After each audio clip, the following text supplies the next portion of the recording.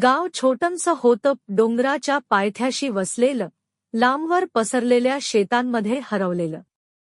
सकाळी उठल्यावर गावात एक मंद वाऱ्याची झुळूक वाहायची आणि झाडांवरून गाणारा पक्ष्यांचा गोंगाट हीच गावाची गजर वाजवायची सवय झाली होती. गावाच्या मध्यभागी होतं एक प्राचीन वडाचं झाड, हजारो पानांचं, अनेक फांद्या वाळलेल्या आणि काही हिरव्यागार.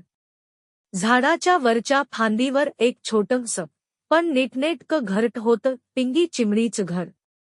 ती एक चपळ, हुशार आणि संवेदनशील चिमणी होती.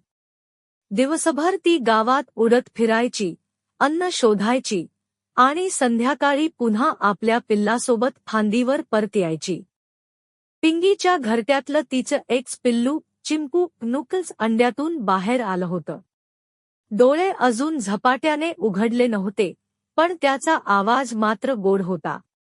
पिंगी रोज सकाळी त्याला एक ओळ गुणगुणून शिकवत होती, उडू चल, उंच आभाळात. पण आधी आईच्या पाठीत. त्या फांदीवर चिंपूने आपली मान हलवत आईचं गाणं शिकण्याचा प्रयत्न सुरू केला. त्याचे पंख अजून पातळ आणि अशक्त होते, पण त्याच्या आवाजात आत्मविश्वास होता.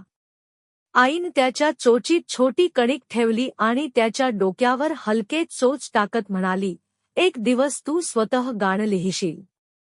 त्या दिवशी सकाळी पिंगी गावात अन्नाच्या शोधात गेली. माणसांचे घर, अंगण, खिडक्या ही सगळी तिच्यासाठी एक अनोखा जगत होतं.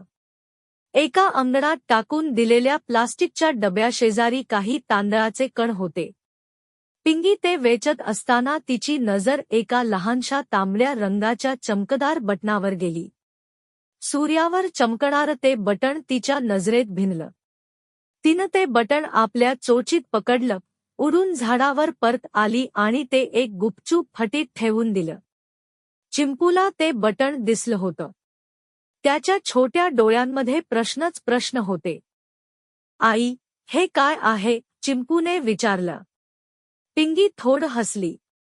ती त्याच्या फुलपाखरासारख्या पंखांवरून अलगद चोच फिरवत म्हणाली, हे माझं एक गुपित आहे बाळा. तू उडायला शिकशील, तेव्हा सांगेन. चिंपूच्या चेहऱ्यावर गोंधळलेला हावभाव होता.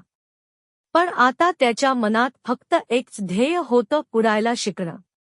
त्या गुपितामागे काहीतरी खास होतं, हे त्याने आईच्या डोळ्यांमधून जाणलं. दुसऱ्या दिवशी सकाळी पिंगीने चिंपूला एका फांदीवर नेऊन उभं केलं. तिचं म्हणणं होतं, आज फक्त पंख हलव. जमीन सोड. चिंपूने डोळे मिटले, पंख हलवले आणि थोडा हवेत उडला. पण काही क्षणात फांदीवर पडला. आईने उचलून त्याला थोपलं. घसरणं हे सुद्धा शिकणं असतं, बाळा, ती म्हणाली. तो दिवस चिंपूसाठी एक नवीन पायरी होती, अपयशाची पहिली ओळख आणि आईच्या शब्दांची खरी उब. झाडाच्या खाली दोन छोटे ससे एकमेकांभोवती उड्या मारत होते. चिंपू खूपच उत्साही झाला आणि फांदीच्या टोकाकडे सरकला. पण अचानक त्याचं संतुलन बिघडलं आणि तो थेट फांदीवरून घसरून खाली पडू लागला. पिंगी वायासारखी त्याच्या मागे झेपावली. अर्ध्या वाटेत तिनं त्याला पकडलं आणि पुन्हा झाडावर नेलं.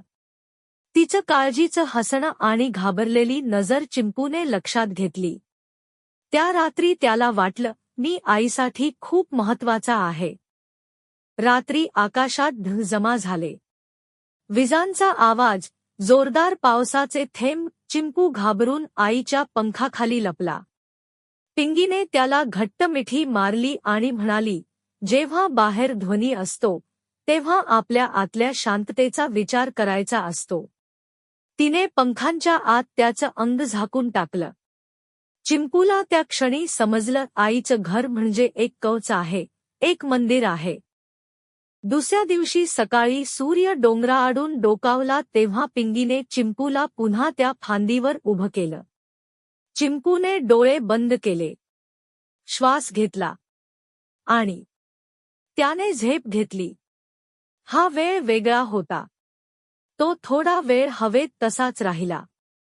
पंख हलवत तो दुसऱ्या झाडाजवळ पोहोचला.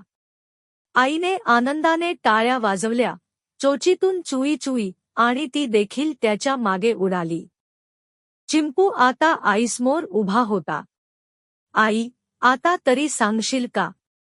पिंगीने त्या झाडाच्या फटीतून लाल बटण बाहेर काढलं. ते तिच्या चोचीतून त्याच्या चोचीत दिलं. हे बघ, हे बटण माणसांनी फेकून दिलं. पण मला ते सुंदर वाटलं. मी ते उचललं, जपलं. कारण जगातली प्रत्येक छोटी गोष्ट उपयोगी होऊ शकते जर प्रेमाने आणि विश्वासाने पाहिलं. त्या दिवशी संध्याकाळी चिंपूने एकट्याने पहिल्यांदा लांब उडाण घेतली. झाडामागे मावळणारा सूर्य, हलकेच वाहणारा वारा आणि डोक्यावर असलेला गर्द निळा आकाश, हे सगळं त्याचं नवं जग होतं.